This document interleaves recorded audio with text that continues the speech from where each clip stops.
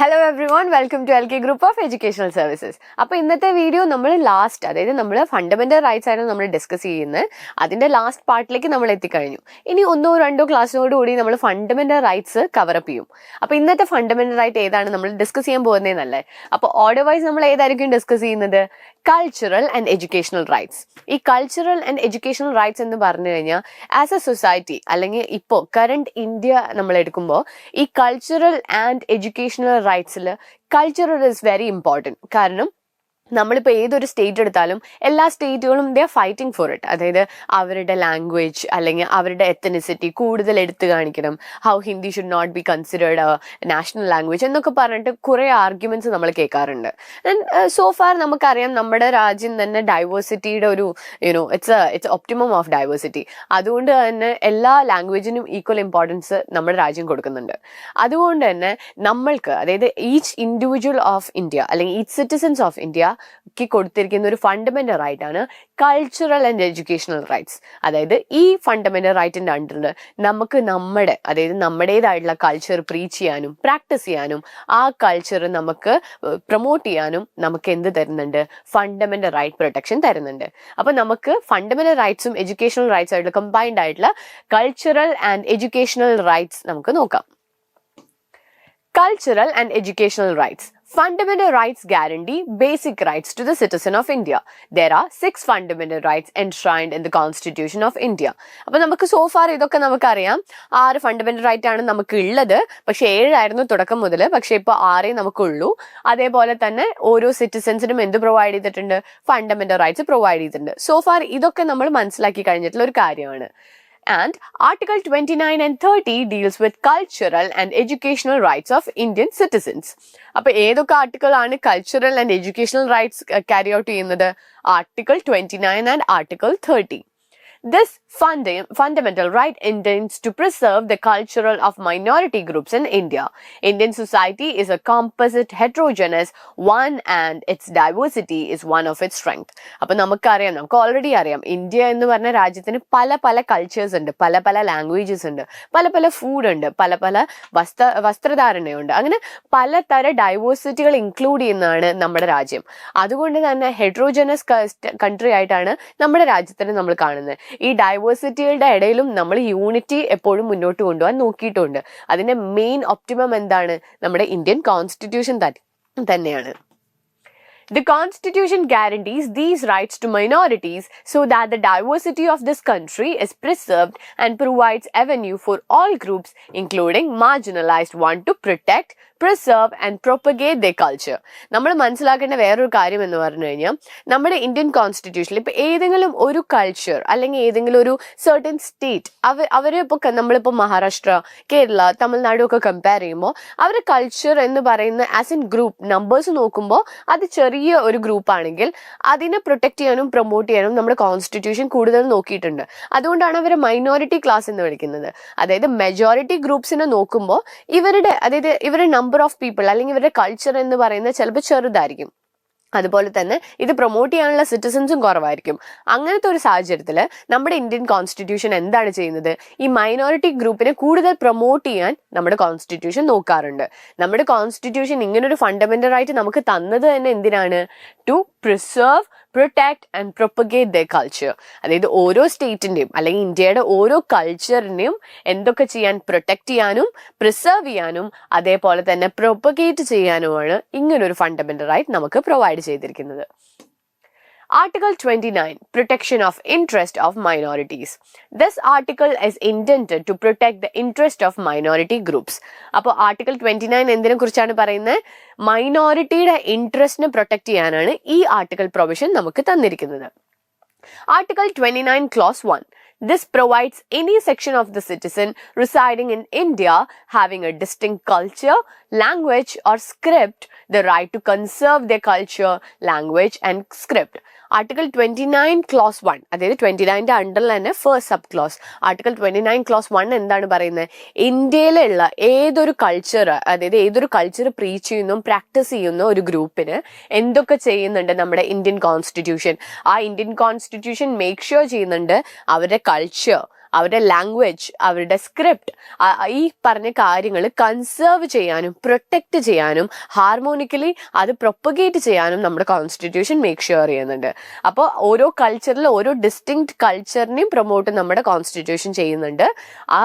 അതുകൂടാതെ ആ distinct കൾച്ചറിന്റെ language ആയിക്കോട്ടെ, സ്ക്രിപ്റ്റ് ആയിക്കോട്ടെ, ഏത് തന്നെ തനത് രീതികളായിക്കോട്ടെ, അതൊക്കെ പ്രൊപ്പഗേറ്റ് ചെയ്യാനും പ്രൊമോട്ട് ചെയ്യാനും നമ്മുടെ കോൺസ്റ്റിറ്റ്യൂഷൻ ആർട്ടിക്കിൾ 29 ക്ലോസ് 1 ചെയ്യുന്നുണ്ട്.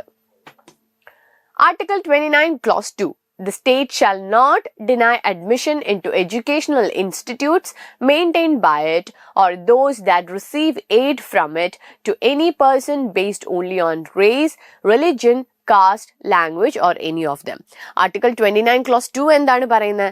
ആർട്ടിക്കിൾ 29 ക്ലോസ് 2 പറയുന്നത് സ്റ്റേറ്റ്, അതായത് നമ്മുടെ സ്റ്റേറ്റ് ഒരിക്കലും ഒരു വ്യക്തിക്കും ഒരു സർട്ടൻ മൈനോറിറ്റി ഗ്രൂപ്പിലോ ഒരു സർട്ടൻ കൾച്ചറൽ ബാക്ക്ഗ്രൗണ്ടിലോ അല്ലെങ്കിൽ എന്ത് തന്നെ ആയിക്കോട്ടെ, കാസ്റ്റ് ആയിക്കോട്ടെ, ലാംഗ്വേജ് ആയിക്കോട്ടെ, ഇങ്ങനെ ഏതൊരു തലത്തിൽ നിന്നും ഒരാൾ വരുന്നോണ്ടുകൂടി അയാൾക്ക് എഡ്യൂക്കേഷൻ ഡിനൈ ചെയ്യാൻ പാടില്ല. ആ ഒരു രീതിയിൽ കാസ്റ്റോ ക്രീഡോ ലാംഗ്വേജോ കൾച്ചറോ ഇതൊന്നും ബേസ് ചെയ്ത് നമ്മുടെ സ്റ്റേറ്റ് അവരെ സെഗ്രിഗേറ്റ് ചെയ്യാനോ അവരെ ഡിസ്ക്രിമിനേറ്റ് ചെയ്യാനോ പാടില്ല.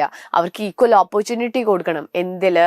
അവർക്ക് എഡ്യൂക്കേഷനിൽ. അതായത് എല്ലാ വ്യക്തികൾക്കും no matter what category they fall in, caste ആയിക്കോട്ടെ, ക്രീഡ് ആയിക്കോട്ടെ, ലാംഗ്വേജ് ആയിക്കോട്ടെ, എന്ത് തരം ഡിഫറൻസ് ആയിക്കോട്ടെ, അവർക്ക് അഡ്മിഷൻ ഓഫ് എഡ്യൂക്കേഷൻ ഡിനൈ ചെയ്യാൻ പാടില്ല എന്നാണ് നമ്മുടെ കോൺസ്റ്റിറ്റ്യൂഷൻ ആർട്ടിക്കിൾ 29 ക്ലോസ് 2 ആർക്ക് ഇത് കൊടുക്കുന്നത്? സ്റ്റേറ്റിനോട് പറയുന്നത്.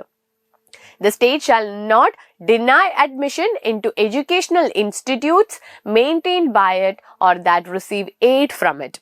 ഏതൊരു അതായത് സ്റ്റേറ്റ് തന്നെ റൺ ചെയ്യുന്ന ഒരു സ്കൂൾ ആയിക്കോട്ടെ, സ്റ്റേറ്റ് എയ്ഡ് കൊടുക്കുന്ന സ്കൂൾ ആയിക്കോട്ടെ. നമുക്കറിയാം പല സ്കൂളുകളും, അതായത് പ്രൈവറ്റ് സ്കൂൾസ് തന്നെ ഗവൺമെന്റ് എയ്ഡഡ് സ്കൂളുകളായിരിക്കും. അങ്ങനെ എയ്ഡ് കൊടുക്കുന്ന സ്കൂളാണെങ്കിലും അതേപോലെ തന്നെ ഗവൺമെന്റ് അല്ലെങ്കിൽ സ്റ്റേറ്റ് റൺ ചെയ്യുന്ന സ്കൂളുകളാണെങ്കിലും ഇങ്ങനെ ഒരു രീതിയിലും അവരെ സെഗ്രിഗേറ്റ് ചെയ്യാൻ പാടില്ല. അത് വെച്ചിട്ട് ഒരു പ്രൈവറ്റ് സ്കൂളിൽ സെഗ്രിഗേറ്റ് ചെയ്യാൻ പറ്റുമെന്നാണോ? അങ്ങനെയും പാടില്ല. ആസ് പെർ കോൺസ്റ്റിറ്റ്യൂഷൻ അങ്ങനെ ഒരു രീതിയിലുള്ള സെഗ്രിഗേഷൻ പാടില്ല. പക്ഷെ ഇത് സ്പെഷ്യൽ ഇൻസ്ട്രക്ഷൻ ആർക്കാണ് കൊടുക്കുന്നത്? സ്റ്റേറ്റിന് ഒരു സ്പെസിഫിക് ഇൻസ്ട്രക്ഷൻ തന്നെ നമ്മുടെ കോൺസ്റ്റിറ്റ്യൂഷൻ ആർട്ടിക്കിൾ 29 ക്ലോസ് 2 കൊടുക്കുന്നുണ്ട്. Article 30, right of minorities to establish and administer educational institution.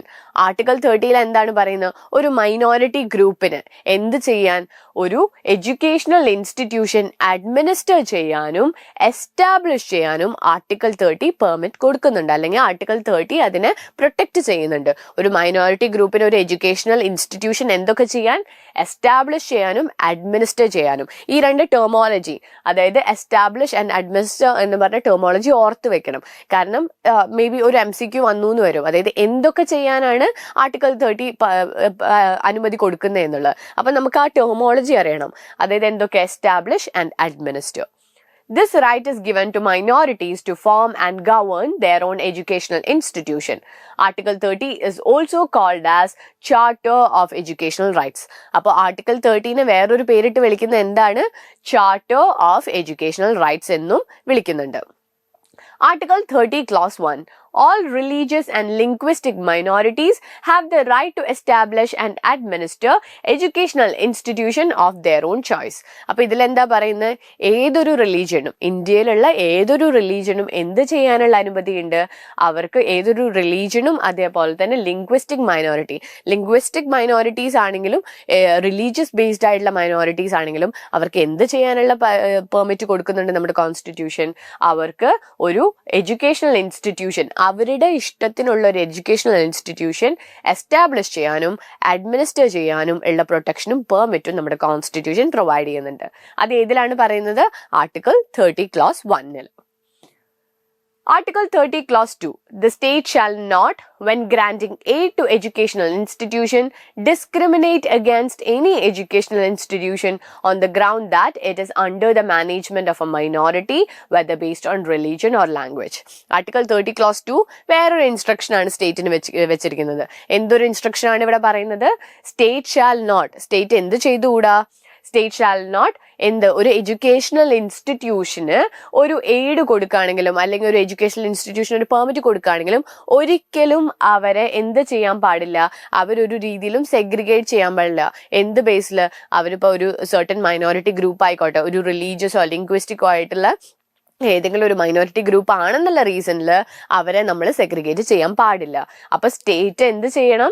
State shall not when granting aid to educational institution, ഏതെങ്കിലും ഒരു എഡ്യൂക്കേഷണൽ ഇൻസ്റ്റിറ്റ്യൂഷൻ ഒരു റിലീജിയസ് അല്ലെങ്കിൽ ലിംഗ്വിസ്റ്റിക് ബേസിൽ റൺ ചെയ്യുന്ന ഏതെങ്കിലും ഒരു എഡ്യൂക്കേഷണൽ ഇൻസ്റ്റിറ്റ്യൂഷൻ സ്റ്റേറ്റിന്റെ അടുത്ത് അല്ലെങ്കിൽ ഗവൺമെന്റിന്റെ അടുത്ത് വരികയാണ് എയ്ഡ് ചോദിച്ചിട്ട്, അതായത് അവർക്ക് ഫിനാൻഷ്യൽ എയ്ഡ് വേണം അല്ലെങ്കിൽ ഗവൺമെന്റിന്റെ സർവീസ് വേണം എന്ന് ചോദിച്ചു വരുമ്പോൾ ഒരിക്കലും അവർ ഈ സർട്ടൻ ഗ്രൂപ്പിലാണ് എന്ന് പറഞ്ഞ് അവരെ മാറ്റി നിർത്താൻ പാടില്ല. അത് പറയുന്ന ആർട്ടിക്കിൾ 30 ക്ലോസ് 2-ലാണ്. The state shall not when granting aid to educational institution discriminate against any educational institution, ഏത് തന്നെ എഡ്യൂക്കേഷണൽ ഇൻസ്റ്റിറ്റ്യൂഷൻ ആയിക്കോട്ടെ അവരെ ഡിസ്ക്രിമിനേറ്റ് ചെയ്യാൻ പാടില്ല. On the ground that it is under the management of minority, whether based on religion or language. അവര് അതായത് റിലീജിയനോ അല്ലെങ്കിൽ ഏതെങ്കിലും ഒരു ലാംഗ്വേജ് ബേസ്ഡിലുള്ള ഒരു മൈനോറിറ്റി ആണെന്നുള്ള റീസണിൽ അവരെ ഡിസ്ക്രിമിനേറ്റ് ചെയ്യാൻ പാടില്ല, അവർക്ക് എയ്ഡ് കൊടുത്തിരിക്കണം എന്ന് പറയുന്ന ആർട്ടിക്കിൾ 30 ക്ലോസ് 2-ലാണ്. ഇനി നമുക്ക് കുറച്ച് ക്വസ്റ്റ്യൻസ് ഇന്ന് പഠിച്ച കുറച്ച് ക്ലാസ്സിന് റിലേറ്റഡ് ആയിട്ടും ഫണ്ടമെന്റൽ റൈറ്റ്സിനും കോൺസ്റ്റിറ്റ്യൂഷനും റിലേറ്റഡ് ആയിട്ടുള്ള കുറച്ച് MCQ ക്വസ്റ്റ്യൻസും കൂടെ ഡിസ്കസ് ചെയ്യാം. What is Article 30 called as? നമ്മളിപ്പോ തന്നെ ക്ലാസ്സിൽ കേട്ട ഒരു ഇതാണ്. I hope you remember the answer. Options are Article of Minorities and Educational Institution, Newspaper Article, Charter of Educational Rights, Article 30. അപ്പോൾ Article 30 എന്തായിട്ടാണ് അറിയപ്പെടുന്നത്? ഇതിലേതാണ് correct answer? Option C, Charter of Educational Rights. അപ്പോൾ അത് ഓർത്ത് വെക്കണം, Article 30 ആണ് Charter of Educational Rights എന്ന് അറിയപ്പെടുന്നത്. Second one, the Constitution grants cultural and educational rights with a view to, നമ്മുടെ constitution cultural and educational rights എന്ത് മൈൻഡിൽ വെച്ചിട്ടാണ് അല്ലെങ്കിൽ എന്ത് വ്യൂ വെച്ചിട്ടാണ് അങ്ങനെ ഒരു ഫണ്ടമെന്റൽ റൈറ്റ് പ്രൊവൈഡ് ചെയ്തിരിക്കുന്നത്? Options are evolve a common national culture, eradicate illiteracy from the country, to help the minorities conserve their culture, none of the above. നമ്മുടെ കോൺസ്റ്റിറ്റ്യൂഷൻ അല്ലെങ്കിൽ നമ്മുടെ ഫണ്ടമെന്റൽ റൈറ്റ് എന്തിനു വെച്ചിട്ടാണ് കൊണ്ടുവന്നിരിക്കുന്നത് എന്ന് ചോദിച്ചാൽ നമുക്ക് ഈ ഓപ്ഷൻസ് ഒക്കെ പറയാം. ഒരു കോമൺ നാഷണൽ കൾച്ചർ കൊണ്ടുവരാൻ. കോമൺ നാഷണൽ കൾച്ചർ എന്ന് പറയാൻ പറ്റില്ല, കാരണം we are about a country with different diversity culture. അതുകൊണ്ട് തന്നെ ആ ഒരു സർട്ടൻ മോട്ടീവ് നമുക്ക് പറയാൻ പറ്റില്ല. പക്ഷെ ഇറാഡിക്കേറ്റ് ഇലിറ്ററസി എന്ന് പറയുന്നത് അത് നമ്മുടെ കോൺസ്റ്റിറ്റ്യൂഷന്റെ മോട്ടീവ് തന്നെയാണ്. പക്ഷെ കൾച്ചറൽ ആൻഡ് എഡ്യൂക്കേഷണൽ റൈറ്റിന്റെ മോട്ടീവ് അതാണോ? അല്ല. അതിന്റെ മോട്ടീവ് എന്താണ്? To help the minorities conserve the culture. ആ മോട്ടീവ് ഉള്ളിൽ വെച്ചിട്ടാണ് നമ്മുടെ constitution cultural and educational rights provide ചെയ്തിരിക്കുന്നത്. Third one, under Article 29 and 30, the Constitution of India guarantees every single citizen of India both right to dash and dash the educational institution of their choice.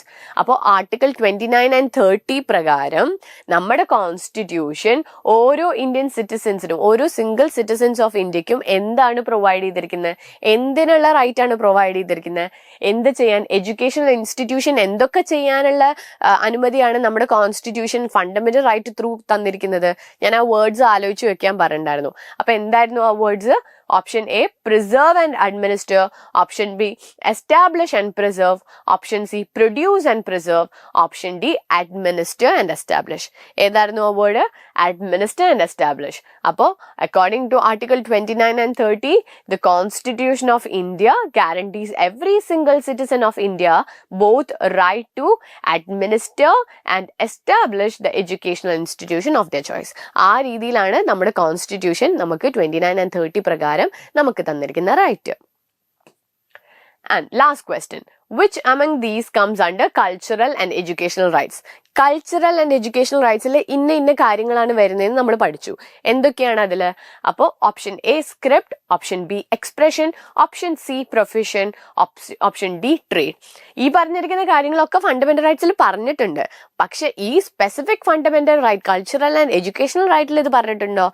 Cultural and educational റൈറ്റിൽ പറഞ്ഞിരിക്കുന്നത് സ്ക്രിപ്റ്റിനെ കുറിച്ചാണ്. ബാക്കിയെല്ലാം വേറെ fundamental റൈറ്റ്സിലാണ് പറഞ്ഞിരിക്കുന്നത്. So I hope you understood today's class.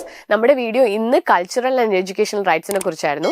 അപ്പോൾ ഇനി വരുന്ന വീഡിയോയിൽ നമ്മൾ ബാക്കിയുള്ള ഫണ്ടമെന്റൽ റൈറ്റ്സും കൂടെ കവർ ചെയ്തിട്ട് നമ്മുടെ ഈ പോർഷൻ നമ്മൾ വൈൻഡ് അപ്പ് ചെയ്യുന്നതായിരിക്കും. അപ്പോൾ ഇന്നത്തെ ക്ലാസ് ഹെൽപ്ഫുൾ ആയിരുന്നു എന്ന് ഞാൻ വിചാരിക്കുന്നു. അപ്പോൾ അടുത്ത വീഡിയോ വരുന്നവരെ all the best and prepare well.